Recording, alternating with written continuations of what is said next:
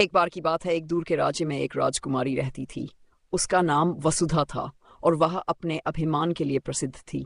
उसकी सुंदरता अद्वितीय थी, लेकिन उसके हृदय में दया नाम मात्र की भी नहीं थी। वह महल में सेवकों को तुच्छ समझती, प्रजा की परेशानियों को अनसुना कर देती और अपने रूप व वैभव पर गर्व करती थी। राज्य के सबसे बड़े योद्धा और बुद्धिमान राजकुमार भी उसका हाथ मांगने आए, लेकिन वह उन्हें तिरस्कार की दृष्टि से देखती और उनका अपमान कर देती।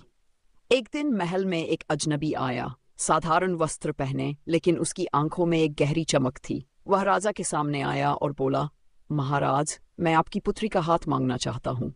सभा में उपस्थित सभी लोग हंस पड़े। राजकुमारी ने उपहास भरी दृष्टि से उसकी ओर देखा और ठहाका लगाते हुए कहा, तुम जैसे साधारण व्यक्ति की ये हिम्मत कि मेरे विवाह की बात करो? जाओ, पहले अपने कद के बराबर कोई मांग उठाओ। अजनबी ने केवल मुस्कुराकर उसकी ओर देखा और बोला, राजकुमारी, अभिमान बहुत दिनों तक साथ नहीं देता। ये कहकर वह चला गया। कुछ समय बीता। राजकुमारी के सौंदर्य की चर्चा हर ओर थी, लेकिन धीरे धीरे अजीब घटनाएं घटने लगीं।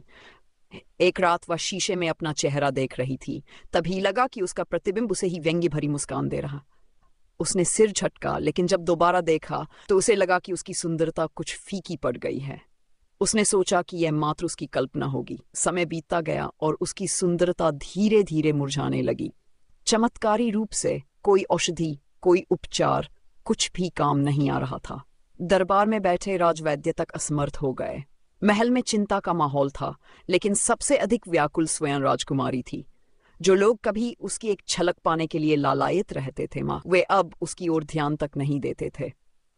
वह अपने अभिमान को भूलकर राज्य के सबसे विद्वान संत के पास गई और रोते हुए बोली, मुझे बचाइए, मेरी सुंदरता लौटाए, मैं कुछ भी करने को तैयार हूं।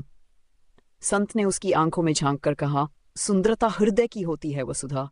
जब तक अभिमान तुम्हारे भीतर था, तुमने हर किसी को ठुकराया। अब वही अभिमान तुम्हें अकेला छोड़ रहा है। जिस दिन तुम सच्चे मन से किसी के दुख को समझोगी, तुम्हारी सुंदरता लौट आएगी। उस दिन के बाद से राजकुमारी ने स्वयं को बदलना शुरू किया। वह प्रजा के बीच जाने लगी, उनकी परेशानियों को समझने लगी। उसने सेवकों से प्रेमपूर्वक व्यवहार किया, उन लोगों की सहायता की जिन्हें उसने पहले अपमानित किया था। धीरे धीरे उसकी खोई हुई चमक लौटने लगी, लेकिन इस बार केवल बाहरी नहीं, बल्कि भीतर से भी। एक दिन उसे जात हुआ कि वह अजनबी जिसने विवाह का प्रस्ताव रखा था, कोई साधारण व्यक्ति नहीं, बल्कि एक शक्तिशाली देवता का रूप था, जिसने उसे उसके घमंड का दंड देने के लिए यह शिक्षा दी थी। अब वह राजकुमारी पहले की तरह सुंदर तो थी ही, परंतु अब उसका सौंदर्य लोगों के हृदयों को भी जीतने लगा था।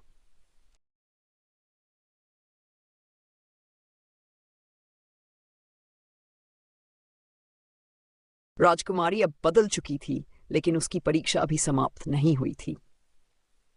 एक दिन राजमहल में संदेश आया कि पड़ोसी राज्य के राजा ने युद्ध की घोषणा कर दी है। यह सुनते ही महल में हड़कंप मच गया। राजा वृद्ध हो चुके थे, सेनापति असमंजस में थे और राजकुमारी की समझ में नहीं आ रहा था कि क्या किया जाए। उसी रात राजकुमारी महल की ऊंची बालकनी पर खड़ी थी, जब अचानक उसे नीचे प्रांगण में एक छाया दिखी। वह कोई साधारण व्यक्ति नहीं था, उसकी आंखों में वही जानी पहचानी चमक थी। वसुधा तुरंत नीचे गई, लेकिन वहां कोई नहीं था। उसे लगा कि यह उसका भ्रम है, लेकिन तभी एक धीमी सी आवाज हवा में गूंज उठी, अब भी परीक्षा बाकी है राजकुमारी। उसने चारों ओर देखा, लेकिन कोई नजर नहीं आया। वह कांप उठी, पर खुद को संभालते हुए महल के भीतर लौट आई। अगली सुबह वह दरबार में आई और घोषणा की कि वह स्वयं सेना का नेतृत्व करेगी। सभी हैरान थे, परंतु उसकी दृढ़ता ने सबको आश्वस्त कर दिया। युद्ध का दिन आया। राजकुमारी पूर्ण रूप से कवच धारण कर घोड़े पर सवार होकर रणभूमि में उतरी। जैसे ही युद्ध प्रारंभ हुआ, एक अजीब घटना घटी। शत्रु सेना के घोड़ों ने आगे बढ़ने से इनकार कर दिया। सैनिकों के हाथ कांपने लगे और उनकी पंक्तियां बिखरने लगीं। ऐसा प्रतीत हो रहा था मानो कोई अदृश्य शक्ति उनकी रक्षा कर रही हो। अचानक युद्ध के मध्य ही अजनबी एक बार फिर प्रकट हुआ। इस बार वह किसी साधारण व्यक्ति की तरह नहीं, बल्कि दिव्य प्रकाश में चमक रहा था। वह वसुधा के सामने आया और मुस्कुराकर बोला, तुमने अपने अभिमान को छोड़ा, परंतु क्या तुमने स्वयं को पूर्ण रूप से पहचाना?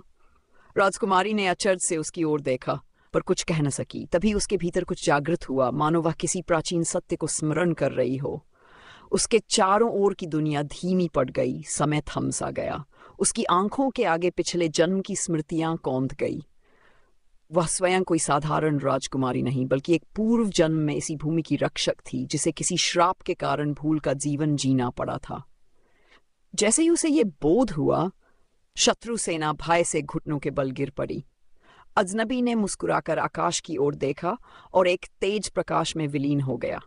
राजकुमारी अब सब समझ चुकी थी। ये युद्ध केवल बाहरी नहीं, बल्कि उसके अपने भीतर का था। उसने तलवार उठाई, लेकिन केवल शत्रु को मारने के लिए नहीं, बल्कि अपने राज्य को सत्य और न्याय का मार्ग दिखाने के लिए।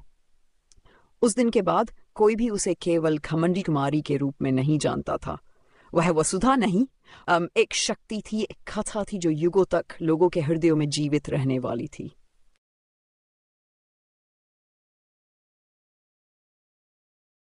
युद्ध समाप्त हो चुका था, लेकिन राजकुमारी वसुधा के मन में अजीब सी बेचैनी थी। विजय के बाद भी उसे चैन नहीं मिल रहा था। महल लौटने के बाद भी हर रात उसे ऐसा महसूस होता कि कोई छाया उसके आसपास है, कोई उसे पुकार रहा है। एक रात जब पूरा मैं गहरी नींद में था, राजकुमारी को अचानक किसी के कदमों की आहट सुनाई दी। वह चौकन्नी हो गई। उसने धीरे से तलवार उठाई और महल के गलियारों में निकल पड़ी। कदमों की आवाज लगातार आगे बढ़ती जा रही थी, मानो कोई उसे किसी ओर बुला रहा हो। वह बिना रुके उस आवाज के पीछे बढ़ती गई। महल की सबसे पुरानी दीवार के पास आकर आवाज रुक गई। वहां कुछ नहीं था, बस जमी हुई नमी भरी दीवार। राजकुमारी को अजीब सा आभास हुआ। उसने दीवार पर हाथ रखा और तभी अचानक उसे एक झटका सा लगा। दीवार कांप उठी और एक गुप्त द्वार खुल गया। भीतर अंधेरा था, लेकिन एक ठंडी हवा का झोंका बाहर आया। बिना समय गंवाए वह भीतर चली गई। संकरी सुरंगें थीं, जिनकी दीवारों पर अजीब सी नक्काशियां बनी हुई थीं। उन पर जाने कौन सी भाषा में कुछ लिखा था, जिसे वह पढ़ नहीं पा रही थी। धीरे धीरे चलते हुए वह एक बड़े कक्ष में पहुंची, जहां बीचों बीच एक पत्थर की वेदी थी। जैसे ही उसने वेदी को छुआ, पूरा कक्ष प्रकाश से भर उठा। अचानक वही रहस्यमयी अजनबी प्रकट हुआ, लेकिन इस बार वह पहले से भी अधिक तेजस्वी लग रहा था। उसकी आंखों में एक गहरी गंभीरता थी। उसने राजकुमारी की ओर देखा और कहा, तुमने अपना पहला उद्देश्य पूरा कर लिया, लेकिन यह तो केवल प्रारंभ था। तुम्हें याद है कि तुम कौन हो? राजकुमारी कुछ कहने ही वाली थी कि अचानक उसकी आंखों के सामने फिर से अतीत की झलकियां आने लगीं। उसे याद आया कि यह महल, यह राज्य, यह भूमि सब उससे जुड़ा था। वह केवल एक साधारण राजकुमारी नहीं थी, बल्कि एक प्राचीन प्रतिज्ञा का हिस्सा थी। सदियों पहले उसने किसी शक्ति से यह वचन लिया था कि जब भी इस राज्य पर कोई संकट आएगा, वह पुनर्जन्म लेकर इसकी रक्षा करेगी। परंतु उसके हृदय में एक और प्रश्न उठा। यदि यह सब सत्य था, तो इस बार संकट क्या था? युद्ध तो समाप्त हो चुका था, राज्य सुरक्षित था। अजनबी मुस्कुराया, लेकिन उसकी मुस्कान में गूढ़ता थी। उसने कहा, युद्ध बाहरी था, लेकिन असली शत्रु अब भी छिपा हुआ है। जिसे तुमने हराया वह केवल परछाई थी। असली खतरा तुम्हारे सबसे करीब है, लेकिन तुम उसे देख नहीं पा रही। राजकुमारी ने कुछ कहने के लिए मुंह खोला, लेकिन तभी अचानक पूरी गुफा कांपने लगी। दीवारों से पत्थर गिरने लगे और कक्ष में धुआं भरने लगा। अजनबी की छवि धीरे धीरे धुंधली हो गई, लेकिन उसकी अंतिम आवाज गूंज उठी, जल्दी करो, समय कम है। राजकुमारी ने तुरंत बाहर निकलने के लिए दौड़ लगा दी। जैसे ही वह गुप्त द्वार से बाहर आई, द्वार अपने आप बंद हो गया। महल में सब कुछ सामान्य लग रहा था, लेकिन अब वह जान चुकी थी कि यह शांति केवल भ्रम थी। असली संकट तो भी बाकी था। राजकुमारी रात भर सो नहीं सकी। बार बार अजनबी के शब्द उसके कानों में गूंज रहे थे, असली शत्रु तुम्हारे सबसे करीब है। लेकिन कौन? महल के लोग, उसके सेनापति, कोई विश्वास पात्र, या कोई और जो अदृश्य था? अगली सुबह वह महल की ऊंची प्राचीर से राज्य को देख रही थी। सब कुछ शांत था, लेकिन अब उसे इस शांति में भी खतरे की हल्की झलक दिखने लगी थी। तभी उसे लगा कि कोई उसकी गतिविधियों पर नजर रख रहा है। उसने तुरंत पलटकर देखा, लेकिन वहां कोई नहीं था। वह सतर्क हो गई। अब उसे हर चीज पर शक होने लगा था। वह दरबार में पहुंची, जहां राजा और उसके मंत्रीगण किसी गुप्त वार्ता में लीन थे। जैसे ही वसुधा भीतर आई, वे एक क्षण के लिए रुके, फिर सामान्य होने का प्रयास किया। लेकिन राजकुमारी को उनका ये व्यवहार असामान्य लगा। उसने महसूस किया कि राजा की आंखों में चिंता थी, पर वह कुछ कह नहीं रहे थे। राजसभा समाप्त हुई, लेकिन वसुधा को अब यकीन हो गया था कि कुछ छिपाया जा रहा है। वह सीधे अपने पिता के कक्ष में गई। राजा उसे देखकर चौंक गए, मानो उसकी उपस्थिति अप्रत्याशित हो। पिताजी, क्या कोई ऐसी बात है जो आप मुझसे छिपा रहे हैं? राजा कुछ देर चुप रहे, फिर एक लंबी सांस लेकर बोले, बेटी, कुछ बातें जितना छिपी रहें उतना ही अच्छा होता है। लेकिन अगर वह बात राज्य के विनाश से जुड़ी हो तो क्या उसे छिपाना उचित होगा? राजा ने उसकी आंखों में देखा। उनके चेहरे पर तनाव स्पष्ट था। जो तुम खोज रही हो वह सत्य बहुत भयावह है, और यदि तुम सच में इसे जानना चाहती हो तो तुम्हें उन स्थानों पर जाना होगा जहां से कोई लौटकर नहीं आता। राजकुमारी के रोंगटे खड़े हो गए। इसका क्या अर्थ था? कौन सा स्थान? क्या राजा किसी ऐसे रहस्य को जानते थे जिसे वह अनजान थी? रात कहराने लगी थी। महल की दीवारें अब पहले की तरह सुरक्षित नहीं रही थीं। वसुधा अपने कक्ष में अकेली थी, लेकिन उसे लग रहा था कि कोई छाया उसके आसपास है। तभी खिड़की के बाहर एक हलचल हुई। उसने झटके से पर्दा हटाया, लेकिन बाहर कोई नहीं था। तभी पीछे से किसी ने उसका नाम लिया। उसकी सांसें रुक गई। वह धीरे से पलटी। वहां कोई खड़ा था, लेकिन चेहरा धुंधला था। अब बहुत देर हो चुकी है राजकुमारी। तुम्हें जो जानना था वह जानने का समय अब समाप्त हो गया है। वसुधा कुछ बोलने ही वाली थी कि अचानक चारों ओर अंधकार छा गया। एक सिहरन उसके शरीर में दौड़ गई और फिर सब कुछ बदल गया। अचानक उसके सामने की दीवारें गायब हो गई। महल का कक्ष अब नहीं था। उसके चारों ओर अजीब सा कोहरा था। ठंड इतनी तेज कि उसकी सांसें जमने लगीं। वसुधा ने इधर उधर देखा, लेकिन कुछ भी स्पष्ट नहीं था। बस एक हल्की सी परछाई दूर दिख रही थी। वह वही अजनबी था जिसने उसे चेतावनी दी थी। वह उसकी ओर बढ़ी, लेकिन जैसे ही उसके करीब पहुंची, परछाई धुंधली होकर विलीन हो गई। तभी किसी ने धीरे से उसके कंधे पर हाथ रखा। उसने झटके से पलटकर देखा। राजा थे, लेकिन उनका चेहरा अजीब था। आंखों में वही गहरी चिंता, वही छिपा हुआ भय। बेटी, यहां से वापस चलो। ये रास्ता जितना गहरा होगा तुम्हारे लिए उतनी ही मुसीबतें बढ़ेंगी। पिताजी, आखिर सच्चाई क्या है? राजा ने कुछ कहने के लिए होंठ खोले, लेकिन तभी चारों ओर की दुनिया अचानक हिलने लगी। महल के पत्थर टूटने लगे, हवा में अजीब सी आवाजें गूंजने लगीं, और फिर राजा की छवि धीरे धीरे बदलने लगी। उनकी आंखों में अंधकार उतर आया। उनके होंठों पर एक हल्की मुस्कान फैल गई जो पहले से अलग थी। इतनी जल्दी सच जानने की क्या जरूरत थी वसुधा? उसका दिल तेजी से धड़कने लगा। यह उसके पिता नहीं थे, यह कोई और था, कोई जो उनके रूप में छिपा था। उसने पीछे हटना चाहा, लेकिन उसके पैर जम चुके थे। उसकी आवाज भी जैसे गले में अटक गई। अब तुम वापस नहीं जा सकती राजकुमारी। अब खेल शुरू हो चुका है। अचानक उसकी आंखों के सामने अंधेरा छा गया। एक अजीब सी ठंड उसके शरीर में समा गई। फिर सब कुछ शांत हो गया। जब उसने दोबारा आंखें खोली तो वह किसी और जगह थी। चारों ओर केवल अंधेरा, घने पेड़ों के बीच से बहती ठंडी हवा और दूर एक जगह हल्की सी रोशनी। लेकिन सबसे डरावनी बात यह थी कि उसके सामने वही महल था, लेकिन जर्जर, टूटा फूटा, जैसे सदियों से वीरान पड़ा हो। क्या यह कोई, या फिर वह वास्तव में किसी और समय में आ चुकी थी?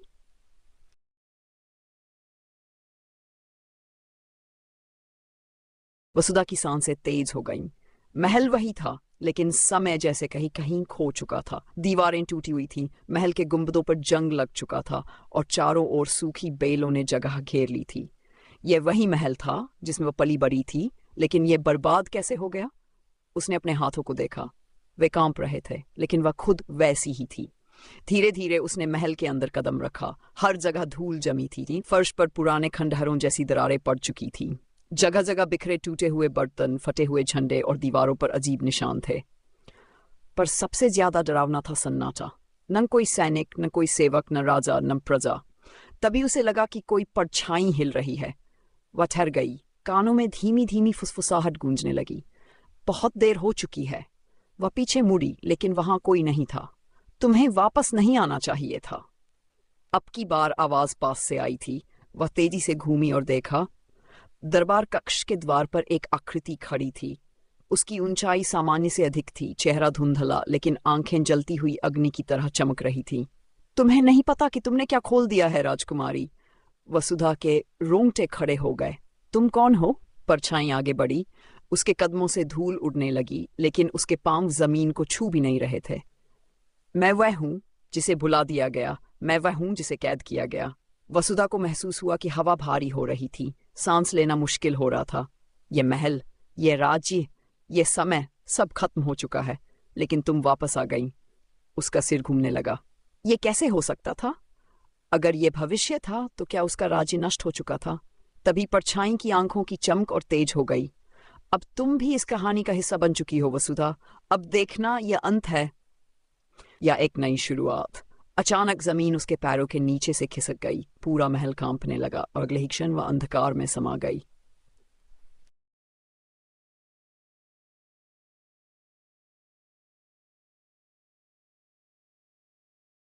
राजकुमारी की आंखें खुली तो उसने खुद को ठंडे पत्थरों पर पड़ा पाया।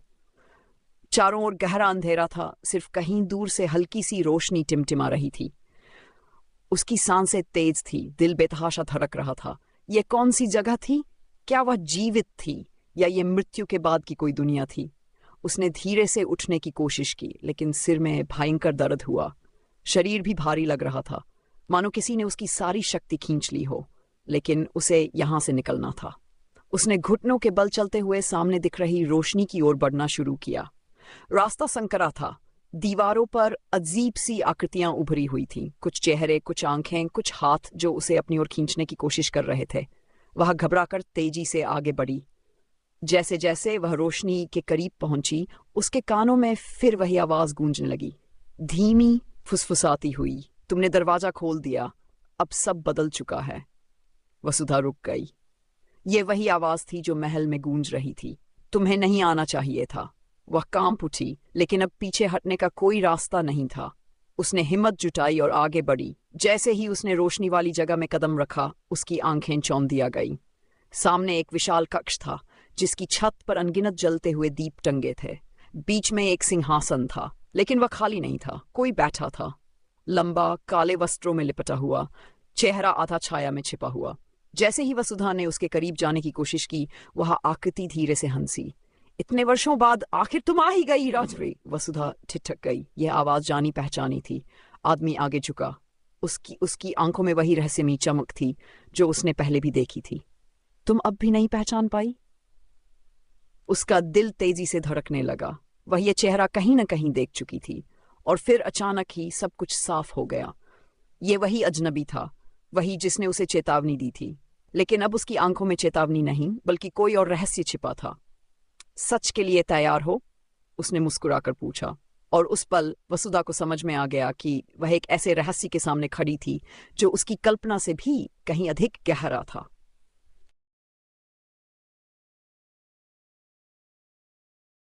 वसुधा की आंखें उस अजनबी पर टिक गईं।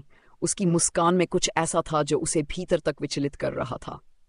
वह अब तक छायाओं में छिपा था, लेकिन जैसे जैसे दीपों की रोशनी उसकी आकृति पर पड़ी, वसुधा का दिल कांप उठा। वह चेहरा, उसकी आंखों में भय और विस्मय एक साथ भर गया। यह संभव ही नहीं था। अजनबी की आंखों में एक अजीब सी चमक थी, जैसे वह उसकी हर प्रतिक्रिया का पहले से ही अनुमान लगा चुका था। अब पहचान लिया राजकुमारी? उसका गला सूख गया। यह चेहरा, यह वही था जिसे वह वर्षों से जानती थी, जिस पर उसने हमेशा विश्वास किया था। यह उसका अपना भाई था, लेकिन यह कैसे संभव था? उसका भाई तो वर्षों पहले युद्ध में मारा गया था। उसने अपनी आंखों से उसे मरते देखा था, उसका अंतिम संस्कार किया था। फिर यह कौन था? उसकी सांसें तेज हो गई। यह असंभव है। उसकी आवाज फुसफुसाहट में बदल गई। अजनबी? या शायद अब उसे अजनबी कहना सही नहीं था। उसकी ओर झुका। जो असंभव है वही तो सबसे बड़ा सत्य होता है। क्या तुमने कभी सोचा कि मेरे मरने के बाद भी इस महल में अजीब घटनाएं क्यों होती रहीं? क्यों हर रात कोई तुम्हें पुकारता था? क्यों तुम्हें कभी शांति नहीं मिली? वसुधा ने कुछ कहने के लिए मुंह खोला, लेकिन कोई शब्द नहीं निकला। क्योंकि मैं कभी मरा ही नहीं था राजकुमारी। कमरा घूमने लगा। यह असंभव था। वह जानती थी कि उसने अपने भाई को खो दिया था। फिर यह कौन था? उसके होंठों पर एक हल्की मुस्कान खेल गई। तुम जो देख रही हो वह सत्य है, लेकिन यह वह सत्य नहीं है जिसे तुम जानती हो। वसुधा के हाथों में पसीना आ गया। तो फिर सच्चाई क्या है? उसकी मुस्कान गहरी हो गई। सच्चाई यह है कि यह महल, यह राज्य, यह इतिहास सब एक झूठ पर बना था और अब वह झूठ खत्म होने वाला है। अचानक दीपक बुझने लगे, चारों ओर घना अंधेरा छा गया और तभी वसुधा ने महसूस किया कि जमीन उसके पैरों के नीचे से खिसक रही थी। कोई अदृश्य शक्ति उसे पीछे खींच रही थी। उसने हाथ बढ़ाया, लेकिन अब बहुत देर हो चुकी थी। वह एक अंधेरे में गिर रही थी, एक ऐसे अंधेरे में जिसका कोई अंत नहीं था और उसके कानों में बस एक ही आवाज गूंज रही थी, अब खेल शुरू हुआ है राजकुमारी, अब तुम सच्चाई से बच नहीं सकती।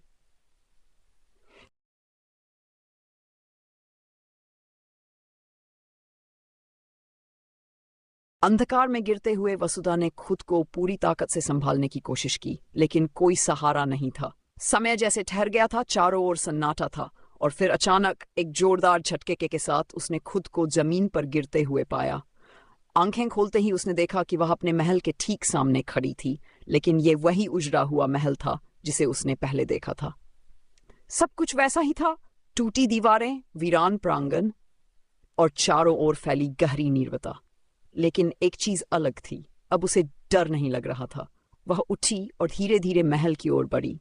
उसके हर कदम के साथ पुरानी दीवारें खुद ब खुद जुड़ने लगीं, टूटी छतें फिर से बन गई, सूखे पेड़ हरे होने लगे। उसे एहसास हुआ कि यह महल, यह राज्य सब उसकी सोच का प्रतिबिंब थे। डर में वे टूट रहे थे, लेकिन जैसे ही उसने खुद पर विश्वास किया, सब कुछ फिर से संवरने लगा। महल के विशाल द्वार अपने आप खुल गए। अंदर वही सिंहासन था, लेकिन अब वह खाली नहीं था। उसकी जगह एक आईना रखा था। वह आईने के करीब गई और जैसे ही उसमें झांका, उसे अपना प्रतिबिंब दिखा। लेकिन ये वही वसुधा नहीं थी जिसे वह जानती थी। ये एक नई वसुधा थी, अधिक मजबूत, अधिक समझदार और अपने भाग्य को खुद संवारने के लिए तैयार। तभी उसे वह आवाज फिर सुनाई दी, लेकिन इस बार डराने वाली नहीं, बल्कि मार्गदर्शन देने वाली। सत्य हमेशा वही होता है, बस उसे देखने के लिए सही नजर चाहिए। हर परीक्षा तुम्हें तोड़ने नहीं, बल्कि तुम्हें मजबूत बनाने आती है। जो अंधकार में डगमगा जाते हैं वे खो जाते हैं, लेकिन जो अंधकार में भी आगे बढ़ते हैं वे अपने भाग्य को खुद लिखते हैं। वसुधा ने गहरी सांस ली। उसे समझ आ गया था कि जीवन में सबसे बड़ा शत्रु कोई और नहीं, बल्कि खुद का भय और संदेह होता है। अगर कोई इनसे ऊपर उठ जाए तो कोई बाधा उसे रोक नहीं सकती। वह पीछे मुड़ी और महल के प्रांगण में खड़ी हो गई। सूरज की पहली किरणें टूटे हुए महल पर पड़ी और देखते ही देखते पूरा महल फिर से जीवित हो गया। क्योंकि जब इंसान अपने डर को हराकर खड़ा होता है, तब